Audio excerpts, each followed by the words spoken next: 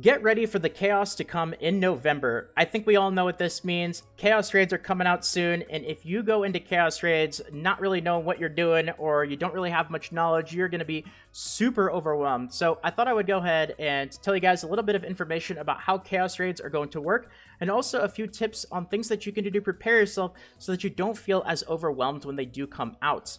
So with that being said, I will also mention that a few things in the video is information from the closed beta and Korean Maplestory 2. So if Nexon decides to make some last minute tweaks or changes to the official release of Chaos Raids, some of the things mentioned in this video might be a little bit different, but it'll still give you a really good idea of how the Chaos Raids are going to work. So let's go ahead and open up the challenge map, which is going to be the dungeon menu. We've talked about this quite a bit, but this is very important because of the system of how chaos raids are going to be limited. Now we have this system right now for dungeons. We have the limit of 10 dungeons per day, more importantly the big number 30 dungeons per week, and this is going to be shared across all the different dungeons. Normal dungeons, hard dungeons, even lower level dungeons. If you're 60 and you go back and you decide to run level 20, level 30 dungeons, it doesn't matter. All of these are going to share towards the same weekly dungeon limit. And once you end up getting to 30, that's it. You can no longer get loot from the loot table in any of these dungeons. You could still run the dungeons, you just won't get loot from the loot table. Now I mentioned this because Chaos Raids are going to work quite a bit differently. And just for an example, we'll go to the Dark Descent. When Chaos Raids do come out, you'll see in this menu here, there will be Chaos Raids. But I went to Dark Descent because this is going to be more or less of how Chaos Raids are going to work. They're going to have a weekly clear count. And I mentioned this because it's not going to be shared like the dungeon system that we have right now. So every single Chaos Raid is going to have its own weekly clear limits, which means they're not going to be in competition. You don't have to think to yourself, well, I want to do 2 of this raid and then 1 of this raid, which means I have 1 more that I can do. Which one do I do? And I mentioned 4 things because that is the limit that we know of right now, is 4 Chaos Raid runs of each different Chaos Raid per character per week. So as more and more Chaos Raids end up coming out, you'll actually be able to spend more time raiding on that character each week. So that's pretty cool, and it definitely works quite a bit differently from the dungeon system that we have for normal and hard dungeons. Now the next thing I want to mention is gear score requirements. This is going to be very important for Chaos Raids, and right now we kind of have 3 gear score milestones. We have the first one when you get to level 50 plus, which is going to be for the easier normal mode dungeons. This is going to be a gear score requirement of 1400, and it's going to be for Illusory Pyramid up through the Casa de Luna dungeons in this dungeon list. Then the next one is just going to be 100 points higher of 1500, which is going to be Black Knob number 2 through Sanctum of the Sage. Still normal mode dungeons, they're just 100 higher gear score and a little bit more difficult. But the big jump that we have right now is going to be for hard mode dungeons, which is a jump of 1500 gear score to 2100 gear score.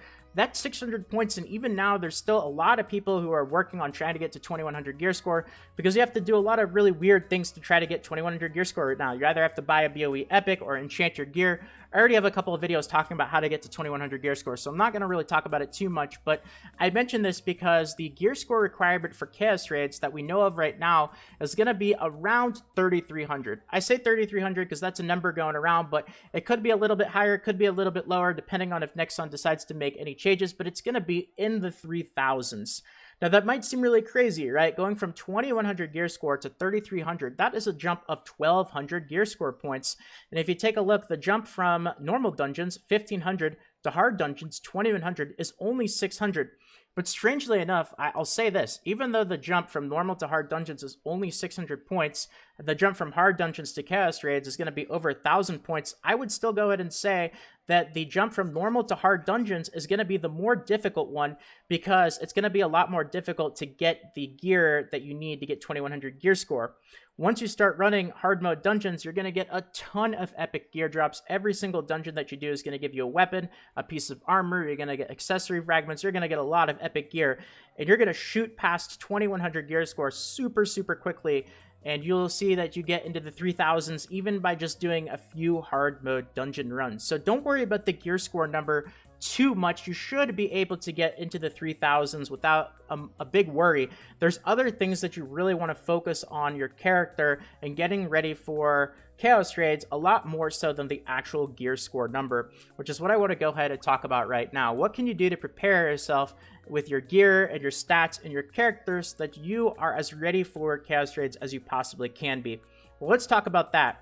Now, I mentioned gear score. Once you get, into the 4,000s, high 3,000s, something like that, don't focus on just getting gear score points. It really just becomes a number after that, and people are doing things like enchanting gear that doesn't really do much for your character to +10 just to get some gear score points to show off, but you don't really want to focus on doing this unless you have a lot of mesos or you really just want to show off.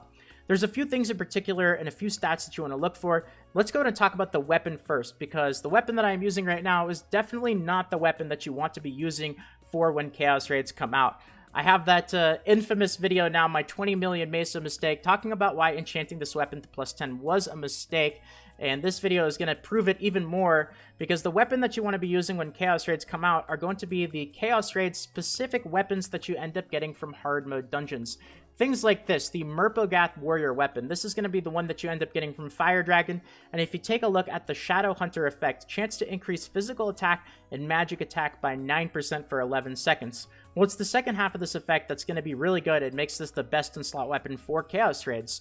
Effects quadrupled at Chaotic Shadow Altar, so that 9% increase to physical attack and magical attack will now become 36% increase to physical attack and magic attack. So you can see these weapons are definitely going to be the one that you want to focus on when Chaos Raids do come out. So this is why a lot of people are running tons of Fire Dragons. Also, Shadow Altar is going to be a pretty popular Chaos Raid. Definitely save up a lot of these weapons, and when you do end up getting a bunch of copies of these weapons, absolutely do not throw them away. Keep every copy that you get of your weapons that you are going to be using, because what you want to be doing is you want to be looking for a good combination of bonus attributes, a good basic attack roll as well in the basic attributes, but you want to try to hunt for a decent weapon with good bonus attributes, piercing if you can, maybe physical piercing, magical piercing, or just some other good rolls, something that's going to be useful for your character. The more time that you guys have to play the game, obviously, the more picky you can be with the rolls that you get, but you want to at least get some bonus attributes that are going to be useful for you and for your character, because once you start enchanting your weapon, well, it's going to be really difficult to change these rolls afterwards. And in fact, I talk about this. This is probably the #1 mistake that people are making right now, and more so as we get closer and closer to Chaos Raids, because building up a good, strong weapon is going to be one of your big priorities right now. So when you do end up finding a weapon that you're happy with the bonus attributes, you want to save all those extra copies. You will need them to enchant your weapon past +10, and then you want to focus your enchanting materials mostly on your weapon. I wouldn't really work on enchanting your gear. You can. It's more of a showing off kind of thing to improve your gear score. You will get a little bit of extra defense, but the resources that you spend, for most players, the resources that you spend enchanting your armor would be way better spent working on your weapon, which is why you want to save those copies. Save your Onyx. Onyx is such a valuable resource. You could always work on improving your weapon in some way, shape, or form. Now, the actual bonus attributes as well, these are going to be quite important. I mentioned piercing and magic piercing, physical piercing. There's been a lot of discussion about these bonus attributes going around. I've read a lot. I've been getting a lot of questions, and I wanted to talk about this a little bit because it's going to be really, really important in Chaos Raids. A lot of people seem to think that these attributes are not very good right now, and I can totally understand why, because we don't have Chaos Raids right now, and a lot of the content that we're doing right now is also going to be scaled by the fair fight system. So you'll notice that you're doing a lot less damage, and you're not going to be getting as much of a benefit from all these really awesome bonus rolls that you are getting on your gear. This is definitely going to change when Chaos Raids do come out, because the fair fight system will not apply to Chaos Raids. So first of all, you'll notice that you're just doing a lot more damage overall, but you'll also notice that you're just going to be seeing a lot more of the benefit from all these different bonus attributes that you are getting on your gear. So you might not see them as much now, but you'll definitely see them a lot more when you start running Chaos Raids. Now, the piercing, physical piercing, magical piercing, let me talk about this for a second. You're going to want to try to get as close to 30% regular piercing on your gear as you can. Again, you won't notice much of a difference right now. You'll think to yourself, well, I have 20% piercing, but I don't notice I'm doing too much extra damage. Well, when Chaos Raids come out, you'll definitely notice quite a bit of a difference. And the way that the piercing stat works is it does have a soft cap. So if you are newer to MMOs, what that means is once you get past a certain point, you'll still get a benefit from the stat, but it won't be as much of a benefit as you got earlier on. So the soft cap for piercing is 30%, and I've been hearing it's around 10 to 15% for the physical and magical piercing. I wouldn't worry about it too much, because even if you have piercing on pretty much all of your gear, you're probably not going to be at 30%. It's still going to be one of the best stats, and definitely try to get at least 1 or 2 pieces of gear with physical or magical piercing as well, depending on what you use. But most importantly, just look for bonus attributes on gear that has stats on it that you can actually use. That's the most important thing. Once you end up getting to the point that my character is at, you know, you've pretty much got all your epic gear. What you're doing is really hunting for bonus attributes and maybe basic attributes, a little extra health or a little extra defense, extra attack on weapons, stuff like that. But it's all about hunting for those bonus attributes. So keep an eye out for those purple numbers, which are going to be higher, things that you can use for your character, and try to slowly get rid of the bonus attributes that really aren't doing anything for your character. Like if you have extra damage for an element that you don't use, that's just not really going to help you out too much.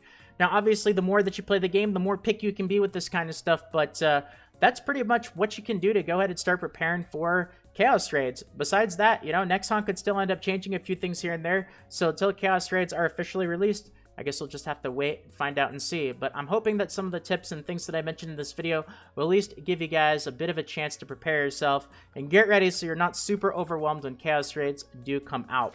So that's everything I'm going to mention in this video. I'm hoping that it helped you guys out at least a little bit, and now you won't be going in completely blind. You'll be able to help improve your character a little bit and be ahead of the curves for when the Chaos Raids do come out. So if you enjoyed the video, consider leaving a like. It really does help out. I know this is typical YouTuber stuff that everyone mentions, but I always mention it at the end of the video instead of the beginning. So if you guys enjoyed the video, consider leaving a like. If you're new to the channel, consider subscribing. Of course, we hit that huge 10,000 subscriber milestone yesterday. A big thank you, guys. Absolutely incredible. I'm still overwhelmed. Huge thank you for all the support on the channel lately. You guys are insane. And I've been reading a lot of awesome comments and talking to some of you guys in the Discord and, you know, replying to tweets and all that stuff. So thank you, thank you. And that's going to be about it. So, of course, if you're interested in the October giveaway, link in the description. Feel free to check it out. All you have to do is be a subscriber for 2 tickets. Leave a like or comment on the video for a bonus ticket for 3 tickets. 3 chances to win. And October is almost over, which means the giveaway is ending and also Chaos Raids are arriving. Have a fantastic day, take care, and until next time, this is Salt of the Salty Guild, signing out.